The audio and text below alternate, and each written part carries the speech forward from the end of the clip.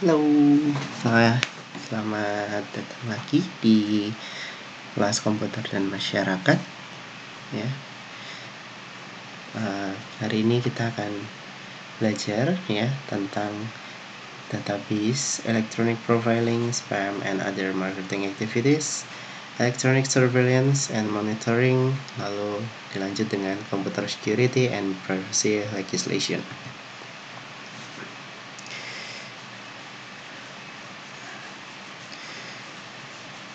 Ini adalah materi singkat ya tentang database, electronic profiling, spam and other marketing activities, di mana di dalamnya itu terdapat kita akan membahas tentang database and electronic profiling, lalu ada spam and other marketing activities. Yang ketiga, protecting the privacy of personal information ya, dengan menjaga email address ya, waspada tentang informasi personal yang terungkap ya, kita bagaimana menggunakan filter, option out, secure server ya, dan beberapa cara untuk melindungi data personal lain, dan properly dispose of hardware containing data. Jadi bagaimana cara membuang hardware yang ada datanya di dalamnya. Oke, lalu di dalam electronic surveillance and monitoring kita akan belajar tentang computer monitoring software, video surveillance, employee monitoring, presence technology, protecting personal and workplace privacy, yang di dalamnya ada the employer's responsibility, dan yang terakhir tentang computer security and privacy legislation. Kita mulai dari database and electronic profiling. Kita bahas yang pertama tentang marketing database. Database ini berisi tentang data pemasaran dan demografi orang-orang seperti tempat tinggal dan produk apa yang mereka beli. Informasi tersebut digunakan untuk tujuan pemasaran seperti promosi pengiriman iklan yang sesuai dengan minat seseorang. Dan contoh dari penggunaan database ini itu seperti Google Ads, Facebook Ads, dan situs pengiklanan lain yang memanfaatkan aktivitas kalian di dunia maya untuk memunculkan iklan yang sesuai dengan minat kalian. Jadi contoh kalau di Facebook, di Google, teman-teman pernah mencari tentang mungkin make up, nah nanti akan muncul banyak ads tentang make up. Yang kedua ini tentang government database, di mana database ini berisi informasi-informasi pribadi lainnya yang sifatnya lebih rahasia ya, dan hanya dapat diakses oleh orang yang berwenang karena ini bersifat di government. Contoh dari informasi ini misal catatan kelahiran, pernikahan, surat barang berharga, pajak, pendapatan, dan lain-lain. Yang ketiga tentang electronic profiling. Namanya profiling artinya itu mengumpulkan data, membuat profil ya dari apa yang dicari, dan itu dilakukan secara mendalam ya. Biasanya electronic profiling ini digunakan untuk tujuan pemasaran dan mengetahui profil seseorang sehingga pemasaran yang dilakukan akan lebih efektif. Spam and other marketing activity. Nah, kalau spam atau spam ya, ini adalah email massal yang dikirim ke banyak orang tanpa persetujuan dalam waktu tertentu. Biasanya spam ini berisi penawaran sebuah produk atau layanan pada publik ya, namun banyak juga yang berisi penawaran produk palsu, pornografi, penipuan. Tidak hanya melalui email, ini kita juga biasa menerima spam ya dari aplikasi chat dan juga SMS. Maka dari itu ada aturan tentang spam, misalnya CAN Spam Act of 2003. Nah, berikut adalah beberapa poin dari CAN Spam. Yang pertama, tidak menggunakan informasi ya, tidak menggunakan informasi salah atau menyesatkan pada header, entah itu dari, kepada, balas ke, semua itu harus jelas ya, yaitu perusahaan atau individu. Lalu tidak menggunakan subjek yang menipu. Jadi isi subjek yang ada di dalam email itu diharapkan tidak menipu ya. Lalu identifikasi pesan sebagai iklan. Ya, kalau memang itu iklan ya kita harus identifikasi bahwa pesan itu adalah iklan. Yang keempat, harus berisi alamat fisik pengirim dengan jelas. Di alamat emailnya atau alamat fisiknya itu juga harus jelas. Harus berisi cara untuk memilih tidak menerima pesan tersebut lagi. Jadi kita bisa ada cara berhenti berlangganan mungkin, atau mungkin blok pesan dan lain-lain. Hormati permintaan berhenti menerima pesan segera. Jadi kalau kita pelanggan ya sudah meminta untuk tidak berlangganan atau berhenti menerima pesan tersebut, ya harus segera dihentikan. Dan 7, semua aktivitas harus atas nama perusahaan yang terkait. Tentunya ini berkaitan dengan protecting the privacy of personal information. Ada sejumlah tindakan pencegahan yang dapat diambil untuk melindungi privasi informasi pribadi. Melindungi alamat email Anda dan informasi pribadi lainnya itu merupakan satu langkah yang baik ya. Dan kita juga dapat online ya, atau berselancar di internet secara anonim. Lalu memilih keluar dari beberapa aktivitas pemasaran, dan kita juga bisa menggunakan filter dan lain untuk membatasi paparan Anda terhadap spam.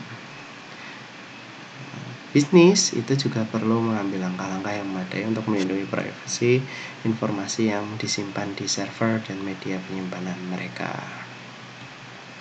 Jadi selain daripada pelanggan, penyedia layanan bisnis pun juga harus melindungi privasi informasi ya yang disimpan di server.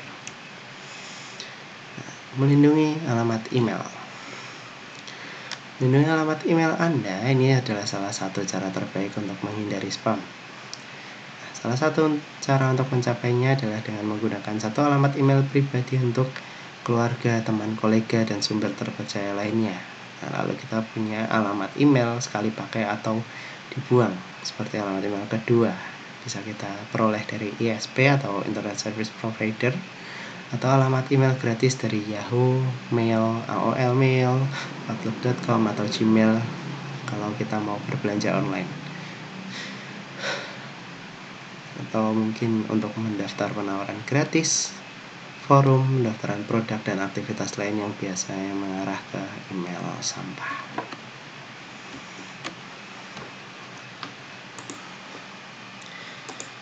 Selanjutnya, be cautious of revealing personal information. Berhati-hatilah dalam mengungkapkan informasi pribadi ya. Kayak kita harus go private, hindari memberikan terlalu banyak detail informasi pribadi, dan kita bisa juga menggunakan alamat email sekali pakai. Lalu gunakan kata sandi yang aman. Nah, kalau pakai komputer umum ya, misal di kampus, sekolah, perpustakaan, atau internet cafe, ya pastikan untuk menghapus semua informasi pribadi dan pengaturan yang disimpan di dalam komputer. Bisa juga kita menggunakan filter dan opt-out ya. Filter email ini alat untuk menyortir pesan email yang masuk ya, sehingga akan mempermudah dalam pengelolaan email, apalagi jika email yang masuk dalam jumlah ratusan. Sedangkan dengan option out kita bisa menghindari menerima informasi produk atau layanan yang tidak diminta. Kalau dalam bisnis, ini kita harus memastikan bahwa secure server and otherwise protect personal information. Jadi server yang dipakai untuk menyimpan informasi pribadi tentang pekerja, pelanggan, atau individu ini harus memiliki keamanan yang memadai sehingga dapat menjaga privasi dari informasi tersebut. Secure server dan enkripsi ini dapat melindungi server dari akses yang tidak sah. Hanya untuk mencegah informasi pribadi disebar secara sengaja atau tidak melalui email, Sebuah organisasi atau bisnis dapat menggunakan enkripsi, ya, yang mengenkripsi secara otomatis atau blok email yang mengandung kata kunci tertentu. Dalam bisnis juga harus hati-hati dengan data kertas dan portable hard drive dan media lain yang mengandung data personal.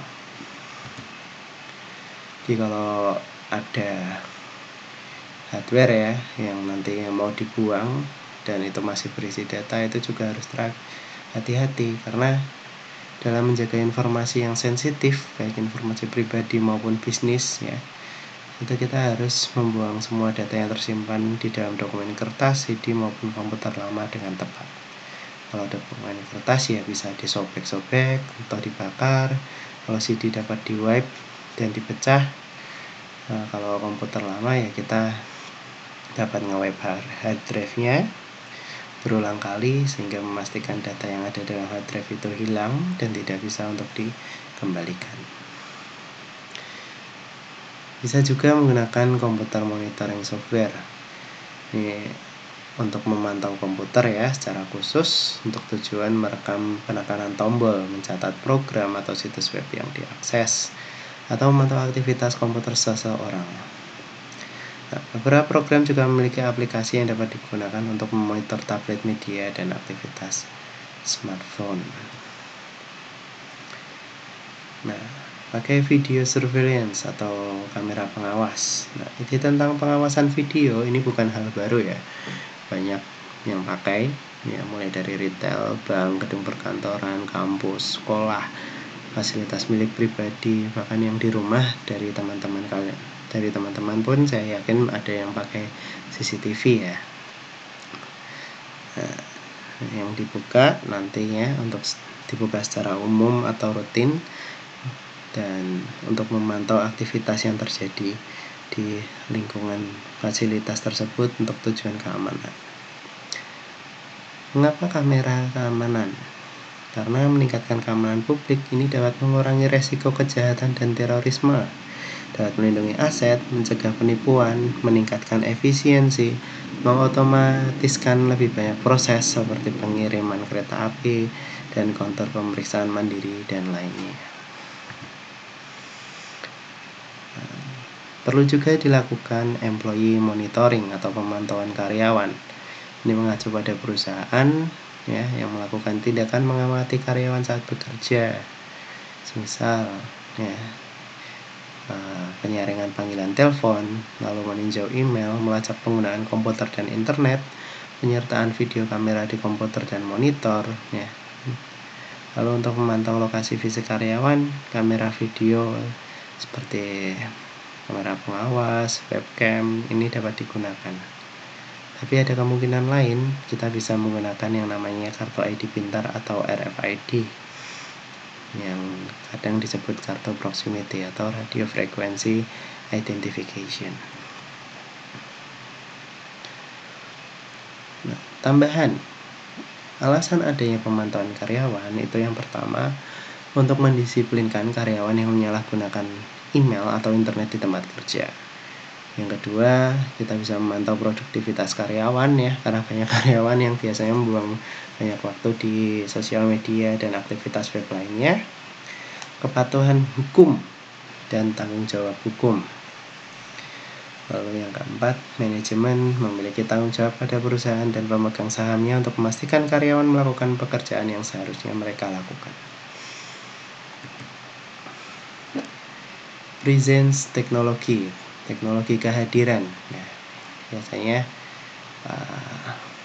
ini mengacu pada kemampuan satu perangkat komputasi ya, entah itu komputer desktop, portable, ponsel cerdas ya, di dalam sebuah internet.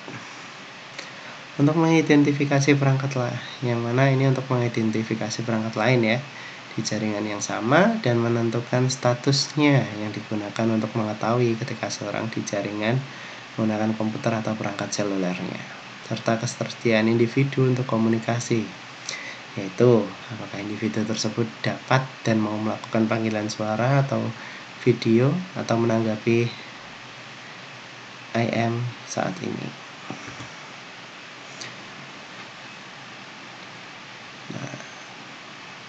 cara lainnya itu dengan cara melindungi personal dan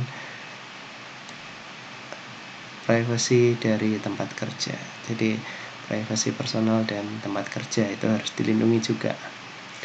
Bisnis harus mengambil tindakan keamanan yang diperlukan, seperti melindungi jaringan perusahaan dari peretas, memantau gangguan, dan menggunakan perangkat lunak keamanan untuk memastikan aktivitas karyawan tidak dipantau oleh hacker atau peretas atau individu lain yang tidak berwenang.